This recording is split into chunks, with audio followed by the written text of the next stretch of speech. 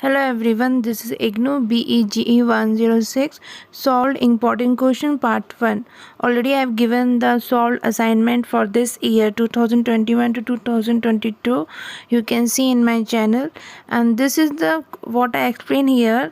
It is directly not coming in exam, sometime in short notes and sometime in asking them in poem. So please see.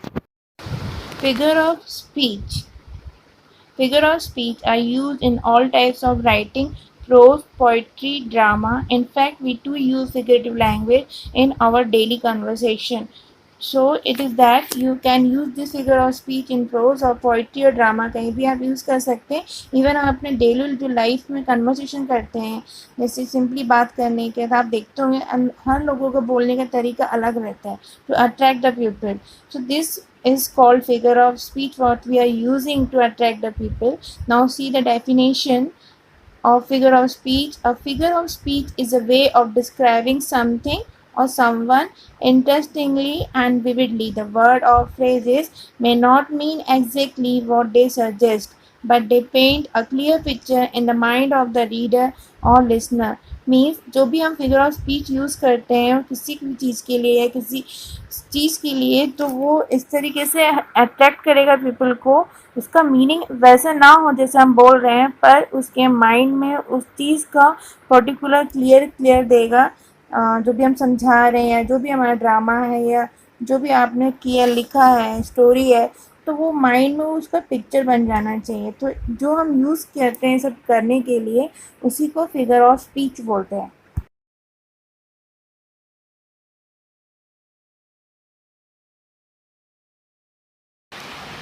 Figure of speech को हिंदी में अलंकार कहते हैं. किसी भी वाक्य को अधिक प्रभावशाली बनाने के लिए फिगर ऑफ स्पीच का प्रयोग किया जाता है. Just to explain, I am telling you in Hindi. A figure of speech can be in the form of phrase or a single word. The figure of speech are also known as rhetorical figure. Means figure of speech एक word के form में भी हो सकता है, single word, या phrase के form में भी हो सकता है. Every language has its figure of speech. हर लैंग्वेज का अलग अलग फिगर ऑफ स्पीच होता है. So in English some common figure of speech simile, metaphor, image, symbol, personification, metonymy, synecdoche, apostrophe, hyperbole, understatement, irony. ये सब आपके सिलेबस में दिया हुआ है. ये सब कॉमन फिगर ऑफ स्पीच है और ये इसमें से मोस्टली सारे इंपॉर्टेंट हैं जो एज अ शॉर्ट नोट्स भी एग्जाम में पूछे जाते हैं, या फिर आपको पैराग्राफ दे दिया जाएगा और आपको फाइंड आउट करना होगा इसमें सिमिली क्या है या मेटाफर क्या है, या आपको डिफरेंस पूछा जाएगा out of this. So please see till last this video. First one is simile. A simile is a comparison between different terms belonging to different classes for the purpose of describing one of them. जो simile होता है वो comparison होता है between different terms. दो different terms के between में एक कंपेरिजन होता है. So I will show you the example how this comparison. The comparison is usually made by the use of connectives such as like और as. ये like और as को use करके हम दो different terms में comparison show करते हैं. For example, when we say as sweet as honey और white like snow, you can see here यहाँ पर as use हुआ है और सेकेंड सेंटेंस में like use हुआ है कि वो white की तरह, snow की तरह white है और ये sweet honey की तरह है. But if we say Ram is like Shyam, is this a simile?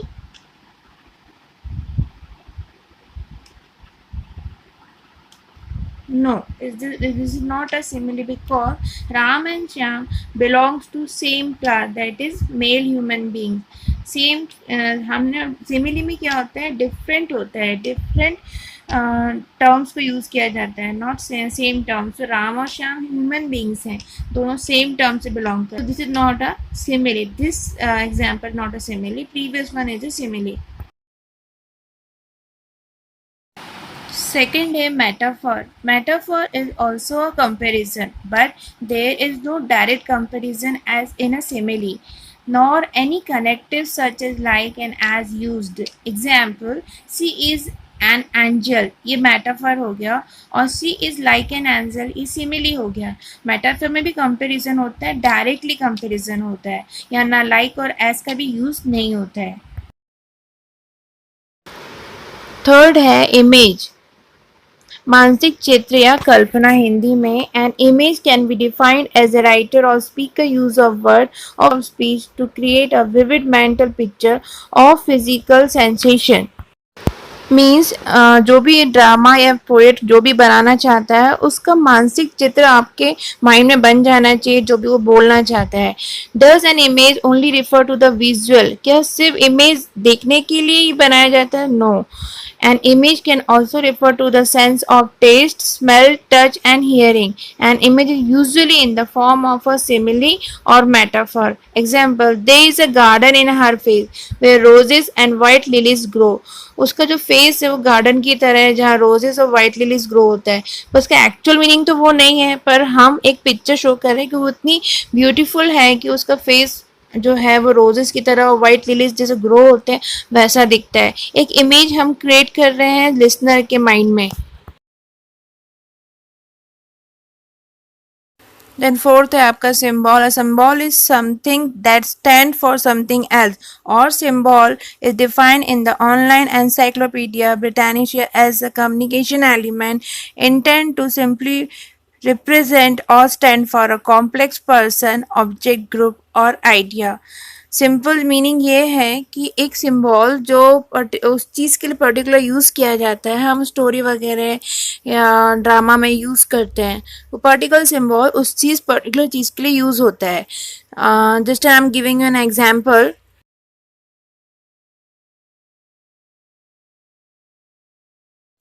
Example, a dove is a symbol of peace. It is concrete expression of an abstract concept such as peace. Means सबको पता है कि जो Dove होता है, सबने देखा है, वो पीस का सिंबल होता है। अगर किसी भी पार्ट में स्टोरी में हम उसको लेते हैं कि वह डव जो है वो सिंबल है पीस का, हम बोलेंगे क्राउन पहना है तो वो सिंबल हो जाता है कि किंग। मतलब ऐसे हम जो भी चीज़ फिगर ऑफ जो स्टोरी में यूज़ करते हैं ऐसे वर्ड, तो वो हो जाता है figure of speech symbol. Blue lines often represent river, red rose symbolize love and compassion. ये सब ऐसे वर्ड्स हैं जो सिंबल्स के लिए हम सिंबल्स में आते हैं और हम इन्हें ड्रामा या स्टोरी में यूज़ करते हैं।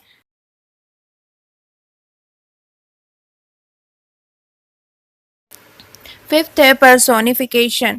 When non-living thing object described to seem like pupil. In easy language, personification is just giving an example of a living being for a non-living thing. Means हम किसी भी non-living thing को जो drama pros वगैरह में है उसको ऐसा शो करते हैं कि लिविंग बींग जैसा एक्टिंग कर रहा है या एक्शन कर रहा है।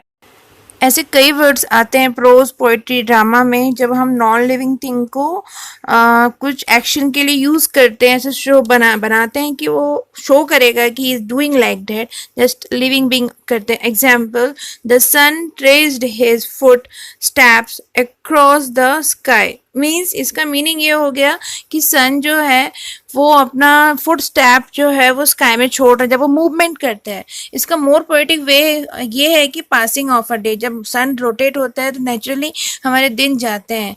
तो ये जो लाइन है ये जैसे कई पोएट में यूज़ किया पोएट अपनी पोइट्री में, तो इसका मीनिंग ये हो जाता है कि ये डेज जा रहे हैं, बट यहाँ पे sun is not an living object, but उसको हम शो कर रहे हैं ऐसे कि उसका जो वे हो रहा है कि फुट स्टेप छोड़ रहा है क्रॉस में। So doing this is known as personification. I'll give you one more example. The trees danced back and forth in the wind.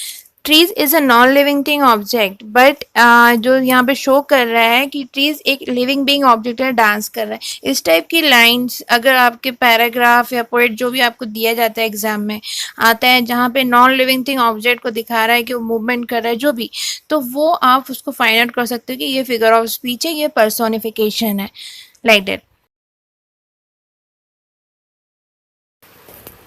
Then sixth है आपका मैटिनमी। मैटिनमी फ्रॉम ग्रीक मैटिनोमिया मीन्स इस वर्ड से आया गया, इसका मीनिंग है चेंज ऑफ नेम और miss normal. Figure of speech in which the name of an object or concept is replaced with a word closely related to और सजेस्टेड बाय द ओरिजिनल। जैसे crown का mean होता है king, means हम उस चीज़ का king का नाम यूज़ नहीं करेंगे, और क्राउन जिसका सिम्बॉल ही होता है, तो ये मिस नॉमर हो गया, ये मैटिनॉमी हो गया एग्जाम्पल। और Ravishankar is the name of a great musician and when we say I enjoy listening to Pandit Ravishankar, इसका मीनिंग ये हुआ कि हम we mean that we enjoy listening to his music. तो यहाँ पे जो पर्सन नेम हो गया सब्स्टिट्यूट हो गया म्यूजिक के लिए, मतलब रविशंकर जो है वो म्यूजिक का सब्स्टिट्यूट हो गया। तो रविशंकर इज अ मैटिनॉमी है। या आपको समझना है पैराग्राफ, या जो भी आपको एग्जाम में आता है पूछने के लिए, अगर पैराग्राफ में पूछा जाता है। देन सेवंथ है आपका synecdoche, when a part represent the whole और the whole is represent by a part. Means example, do you like my new wheels? Exactly meaning do you like my new car? Wheel representing the whole car means एक wheel जो है car का पूरे car को represent कर रहा है।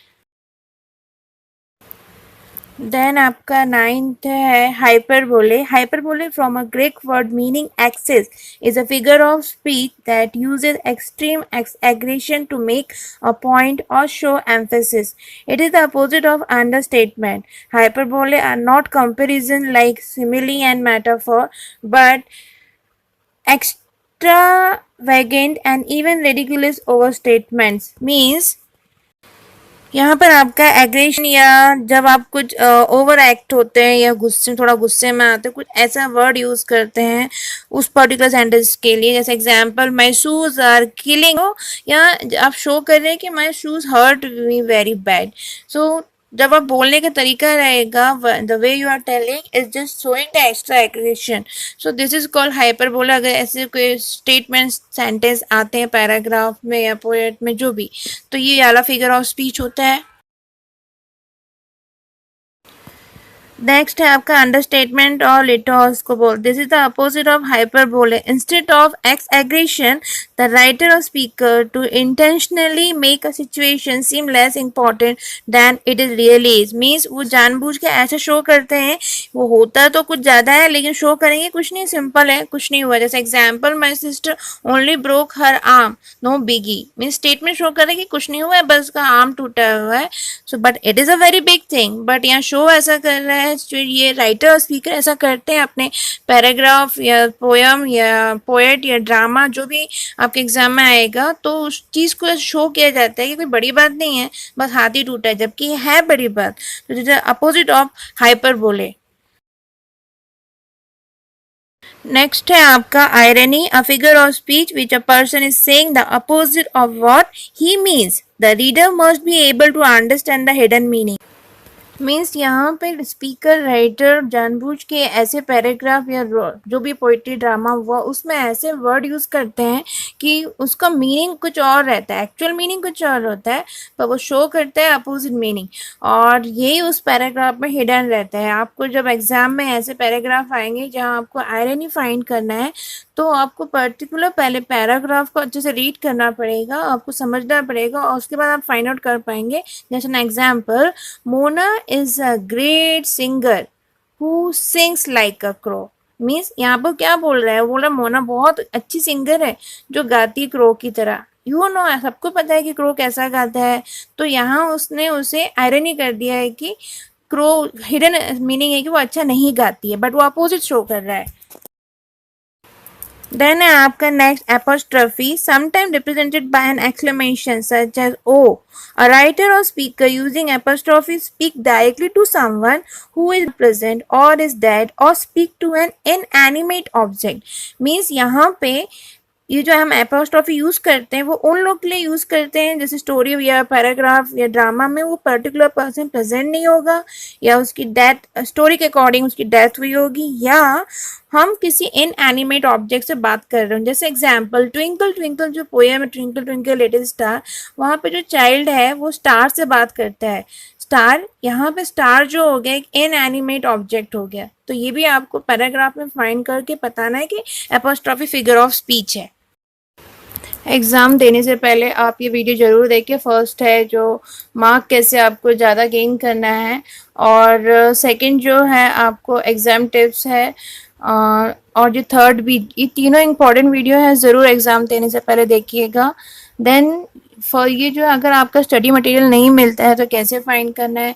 और इग्नू सब्जेक्ट को चूज़ करने के पहले जो सेकंड वीडियो दिख रही है वो ज़रूर आप देखिएगा, तो आपको इजी होगा कि मुझे कौन सा सब्जेक्ट लेना है नहीं लेना है, क्योंकि हमें पता नहीं होता है कोड वाइज कि हम क्या सब्जेक्ट ले रहे हैं। उसको थोड़ा क्वेश्चन पेपर में देख लेंगे तो आपको समझ में आएगा ईजी है टफ है कैसा है, आपको एक आइडिया मिल जाएगा उस क्वेश्चन पेपर का। और ये जो है बीजी जो ये क्वेश्चन पेपर कौन सा भी इजी होता है, कौन सा अच्छा मार्क गेनिंग है, उससे आप ये वीडियो से देख सकते हो। और ये जो मेरे आप जो मुझे क्वेश्चन आंसर पूछते हैं वो आपको इस वीडियो में मिल जाएगा, your question and my answer, जरूर देखिएगा before giving the exam, or when you finish this video watching, please watch this video in my channel in the IGNU guideline playlist.